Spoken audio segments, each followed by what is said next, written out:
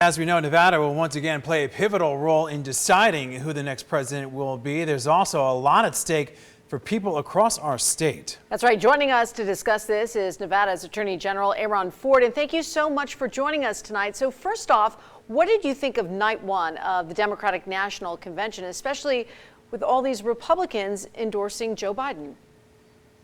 Well, good evening. First off, let me say thank you for having me on.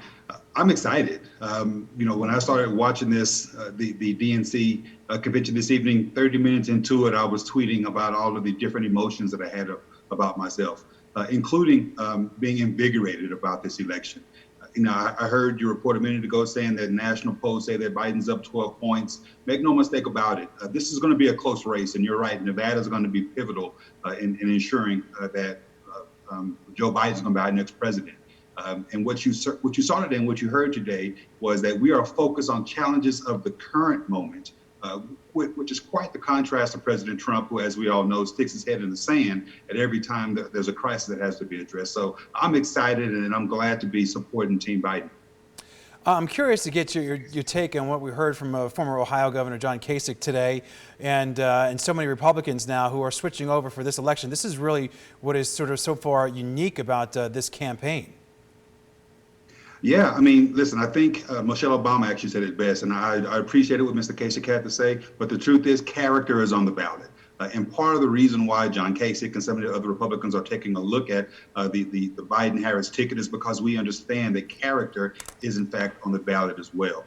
We have an individual who has divided as opposed to united, and what we're looking to do is to move beyond the current impasse that we have right now, where families are fighting families and friends are fighting friends, and we need to be looking for opportunities to unite. And Joe Biden and the Harris ticket, Joe Biden and Kamala Harris, this ticket is going to be that ticket that brings us together. And talk a little bit about how you think the outcome of this election will impact Nevada voters in particular here. Well, I mean, I think Nevada, as we've said time and time again, is a microcosm of the entirety of our nation. We're one of the most diverse states, specifically in southern Nevada, in the nation. And you can look at what the issues are here, and they are reflective of issues that are occurring elsewhere. And so understanding that people are concerned about employment, that they're concerned about housing, that they're concerned about healthcare, that they're concerned about education, that they're concerned about the environment, all of that's happening right here in our state. And so electing the right president and the right vice president is going to be pivotal for our success going forward. And as Attorney General, what are some of the reforms that you're hoping to hear about as this convention moves along here in the coming days?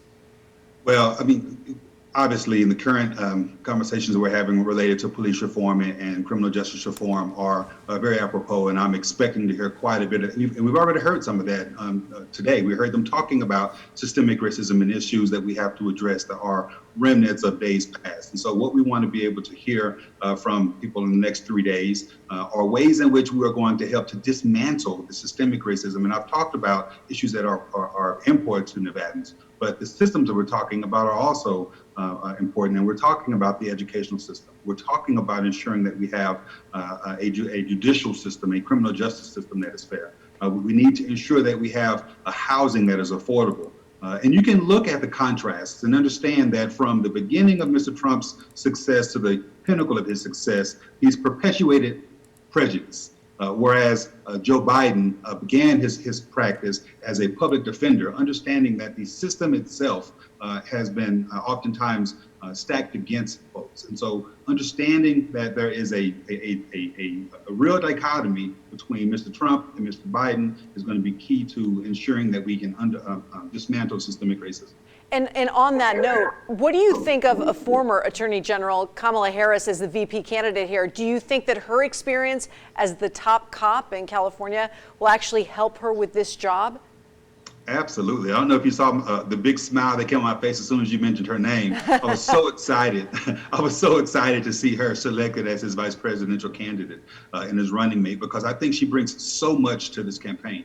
She's a breath of fresh air. She represents a population that has so long been overlooked, both in terms of gender and in terms of race and in terms of being an immigrant, and being able to tap into all of that experience, not to mention the experiences she's had, obviously, as a top law enforcement officer in the largest state in our nation, and now representing as a senator.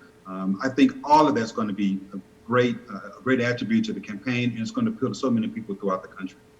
Well, this obviously being the first virtual convention, are you concerned, though, it's not going to grab voters in the traditional sense leading up to the election and getting them energized?